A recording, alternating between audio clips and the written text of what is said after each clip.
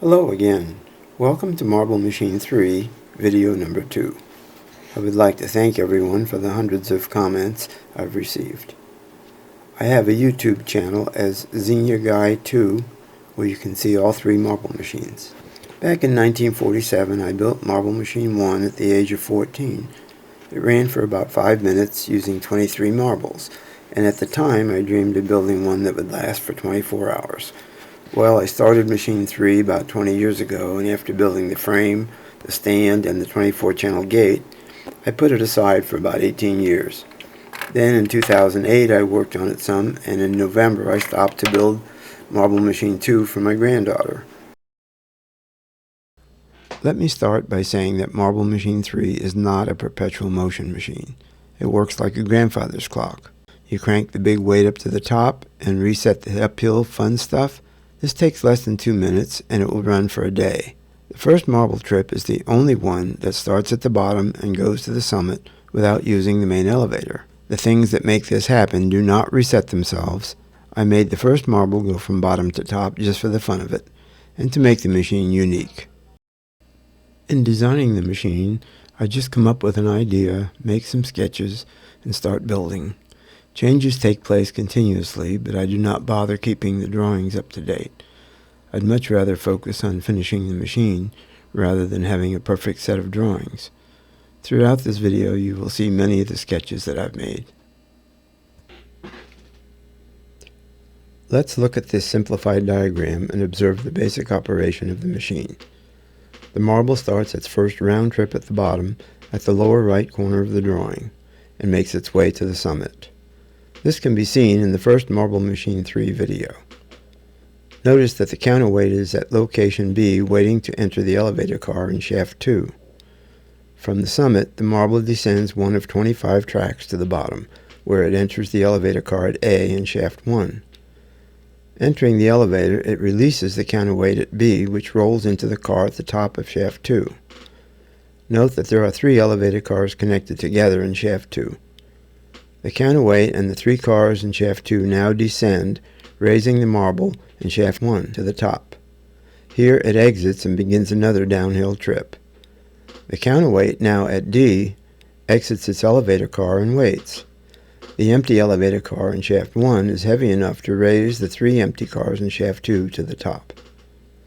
When the marble reaches the bottom and enters the elevator at A, it releases the counterweight, now at D, where it enters the elevator, descends, and once more raises the marble to the top. Now the counterweight exits at E and waits. The marble, now descending, reaches the bottom and once more enters the car at A. This releases the counterweight at E and it enters the car and for the 3rd time descends and raises the marble to the top.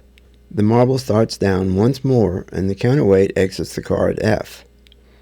The 3 cars in shaft 2 return to the top as before.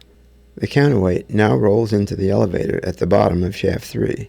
In entering, it releases the 21-pound weight, which drops and raises the counterweight to the top, where it exits and rolls to B and waits until it is needed again in shaft 2.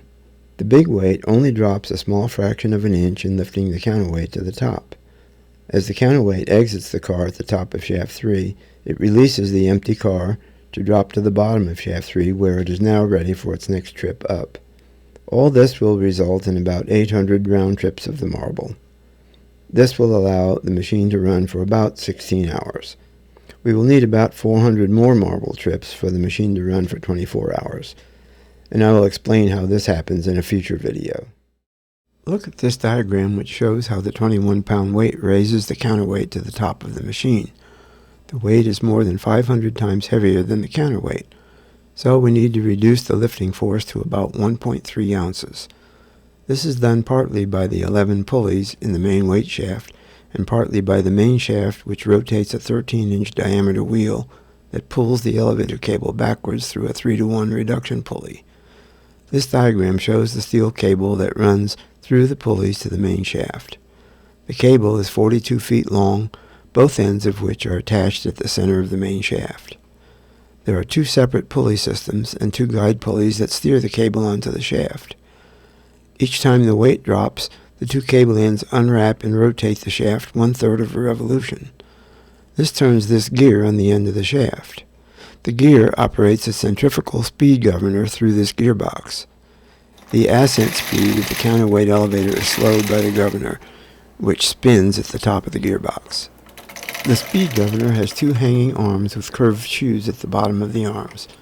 When the arms spin, centrifugal force causes the shoes to rub on the inside of the surface of the wooden ring. This controls the ascent speed of the counterweight elevator, so that its trip up to the top of the machine will take about 15 seconds. One important safety issue I took was to add a crash box under the machine as part of the stand. If the big weight cable snapped and the weight were near the top of the shaft, it could do some very nasty damage. This should not happen. One strand of cable can support 40-pound load safely, and its breaking point is much higher than that. There are 8 cable strands supporting the big weight, so the pull on each cable is less than 3 pounds. The weight shaft is extended through the machine floor. The weight, when at its lowest travel limit, rests on the 4 thin sticks safely, but a rapid descent would break the sticks and allow the weight to drop into the sturdy foam rubber-filled box. This works very well. When I tested this, everything was fine. Just hope I never need it. Perhaps one of the most challenging problems to solve was the actual elevator car designs. After a lot of trial and error, I came up with several spreadsheets in which I could change parameters such as the main shaft diameter, the cable diameter, the weight of each elevator car, and the pulley ratios of the multiple pulleys. I could then change one parameter and got immediate feedback on whether things got better or worse. Here's what I ended up with that worked.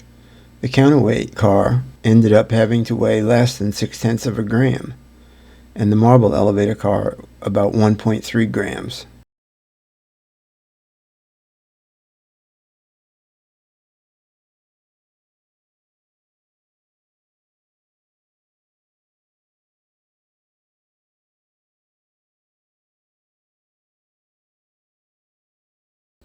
I decided to explain the reversing ramp mystery since a number of people wanted to know how it worked. As the marble starts downhill at the top of the ramp, the right end of the ramp gets heavier the further the marble rolls to the right of the pivot. Just as it reaches the right end of the ramp, that end becomes slightly heavier than the left end. The left end now raises slightly and releases this beam to drop. The beam was held in place by this thin block. When the beam drops, it pulls a peg out of a hole in the bottom of this cage, allowing a steel ball in the cage to roll down to the left end of the cage.